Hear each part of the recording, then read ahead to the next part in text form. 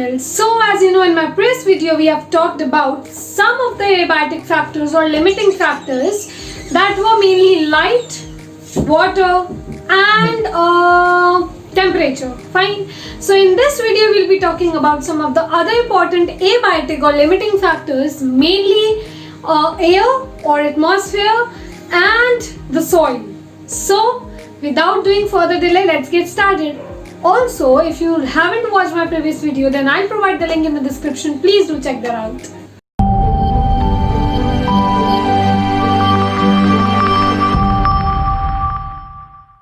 So talking about the fourth abiotic factor, 3 we have already discussed. So fourth abiotic factor is soil. As you know, soil is basically the weathered matrix, or it is the uppermost weather matrix or uppermost weathered layer of the earth crust. Right? So if we have to define it in one single line, so it is the uppermost weathered layer of the earth's crust. Right? And if we talk about what is actually the composition of soil, what is actually the of what materials exactly the soil is composed of.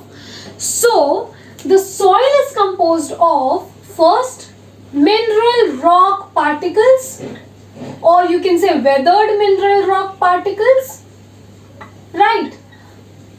As well as you have some organic matter.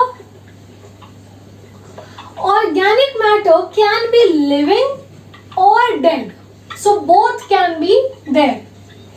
Fine. The third requirement is air. Obviously soil also has some trapped air, right? And you have water, so that is also there. Water is also there inside the soil. That means it will decide that which type of soil is that actually. ठीक है, तो हमें ये पता चलता है कि different types of soils have different water percolation tendency or water holding tendency. So that we'll be discussing further. So the soil compositions are as such, right? So you can say that soil is basically the most biologically active matrix, right? And it has immense diversity for living organisms. ठीक है ना? तो ऐसा नहीं है एक या दो तीन चार स्पीशीज मिलेगी, बहुत सारी डाइवर्सिटी है. There is immense species diversity जो कि तुम्हें देखने को मिलेगी in the soil, right? So these are the main constituents of the soil. Now the second thing is that this study of soil can be termed as pedology. So study of soil is also known as pedology. Fine. Also you can see that when I'm talking about the soil, so soil has mineral rock particles. So what are these mineral particles? So these mineral particles can be of 3 types. That is sand, silt and clay. Right? So we have 3 different types of mineral particles. That is sand, silt and clay.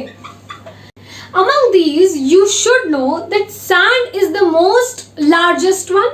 ठीक है, sand particle सबसे बड़ा होगा. Then you will be having silt particle and the smallest one is the clay particle. तो आप देखते हो बहुत सारे टाइप्स के सॉइल होते हैं. You have Sandy soil, clayey soil, you have like various types of soils you have. So those soils are determined, those different types of soils are determined by which proportion or by how much proportion of each of these sand, silt and clay are present in that particular type. ठीक है, तो कितना proportion इनका present है उस soil में, that will decide कि वो कौन सा सॉइल होगा. ठीक है, तो मेन कंपोनेंट्स जो होते हैं मिनरल पार्टिकल्स के, that are sand, silt and clay. Fine. The first property we have talked about it, right? That how many types of mineral rock particles can be there. So they are of 3 types, और उनका जितना proportion है उस basis पे you will decide that which type of soil you are dealing with. Fine. Now the second thing is the organic matter, which can be living as well as dead. So we have to deal with this. So organic matter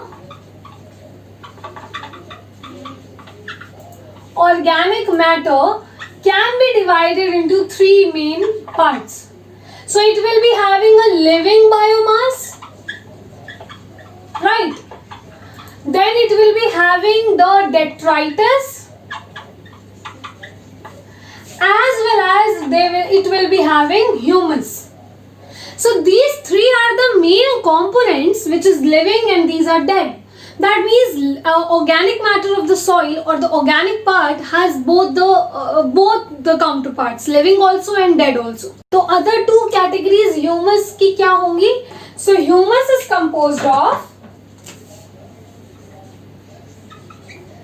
humic substances or non-humic substances. Fine. So what is actually humus? Humus is an amorphous colloidal mixture of organic matter, complex organic matter present in the soil. ठीक है? So it is the uppermost layer, humus जो होती है, and the most crucial part of it. So humic substances क्या होते हैं? Humic substances constitutes about 80 to 90% of the humus. ठीक है? And this humic substances are the stable end products of the animal and plants. ठीक है? After their decay. So after their death, their end products, for example plant कोई मरा या animal मरा, उसका decay होने के बाद जो end products बनते हैं, that constitutes your humic substances. ठीक है? And mainly देखो हमारी पूरी body किससे बनी हुई है? Carbon, hydrogen, nitrogen, oxygen, sulphur, तो यही सब मिलता है. So mainly humus is composed of these things only. So humic substances are the stable end products of plants and animals. ठीक है? And non-humic substances बहुत छोटा सा portion होता है, तो वो normally क्या है? Non-humic carbohydrates, ठीक है? Proteins हैं, you have lipids, you have fats, like all other moieties which is very less in number, that constitutes the non-humic substances. Fine.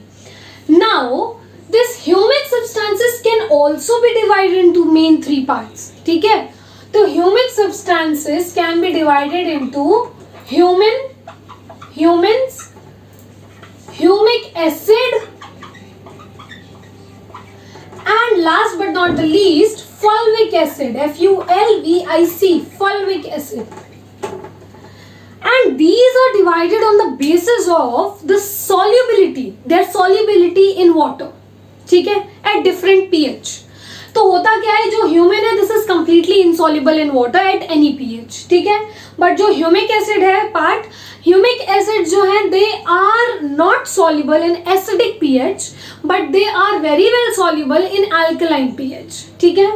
And fulvic acid is like it is an aliphatic compound, so it is mainly soluble in all pH in water.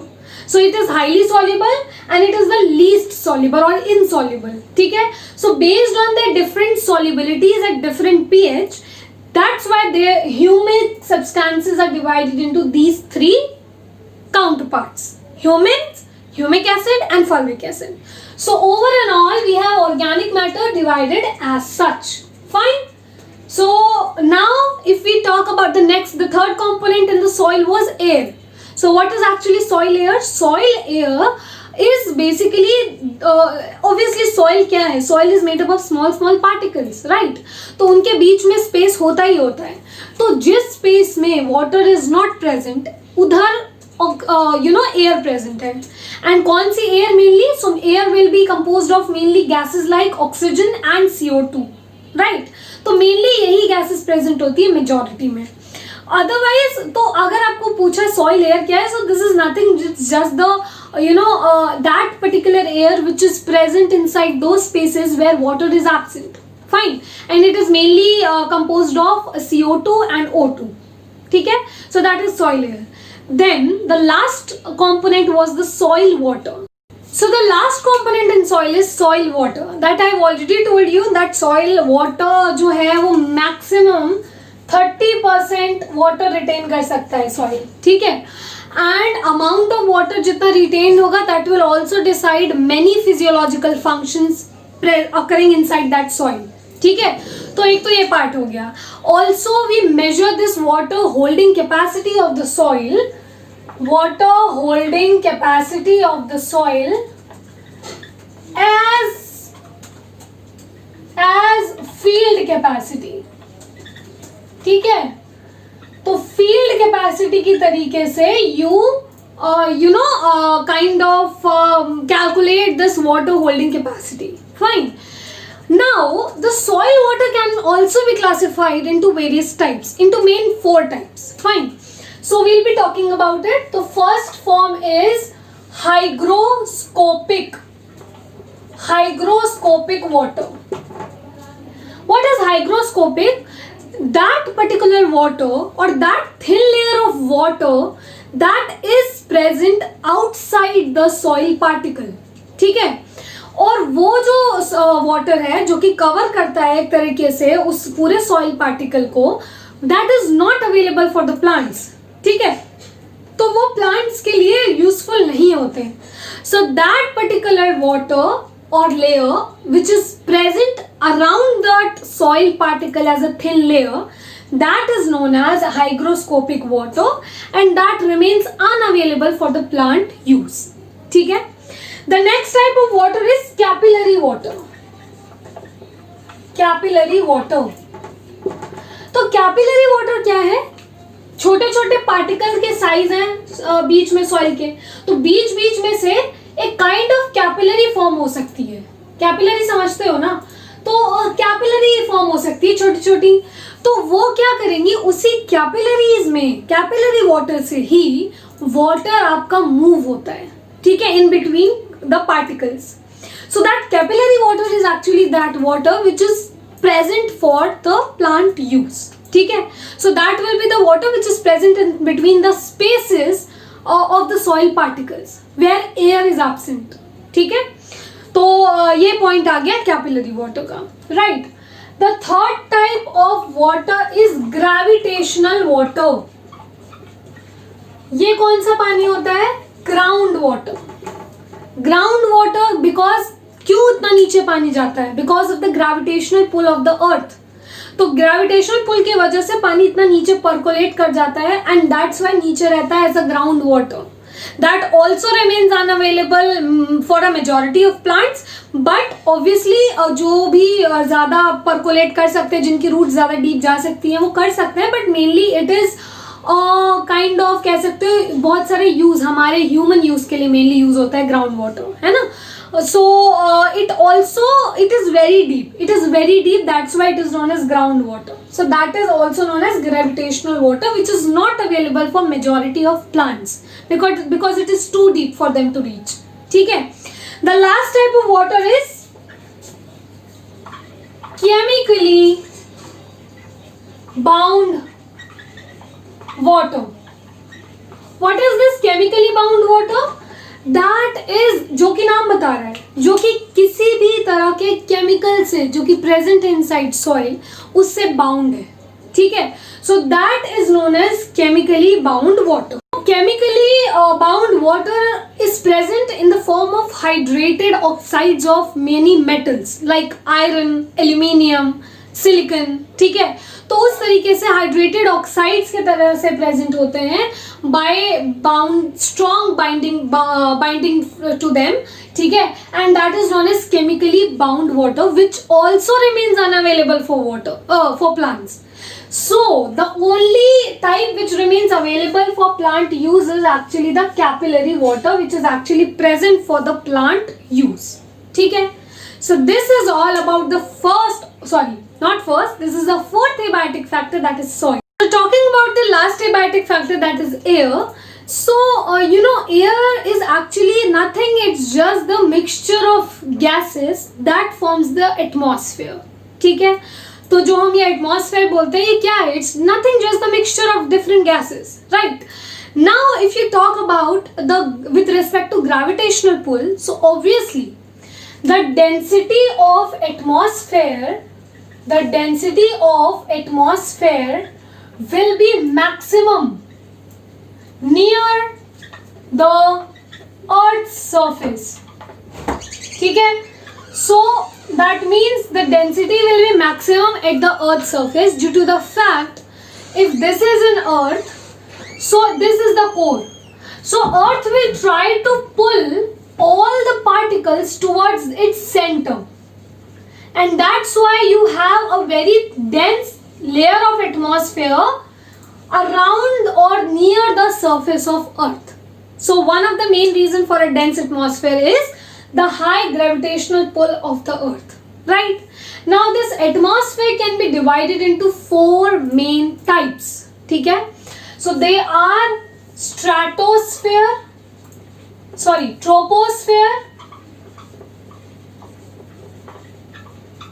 You have stratosphere.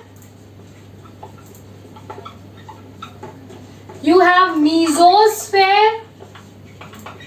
And last one is thermosphere.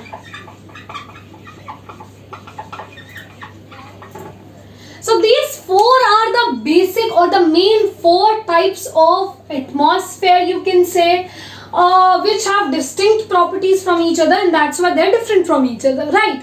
So we'll be talking about each one of them one by one, right? So the first layer is troposphere. Fine. So troposphere mainly extend from 8 to 18 kilometer, which varies according to different seasons as well as latitude. For example, the minimum will be 8 kilometer in case of poles or polar regions, and it will be 18 kilometer from the equator. Right. So it is the first layer of atmosphere, or it is mainly constitutes the major part of the atmosphere. Like it is mainly around 80 to 90% of it. Right.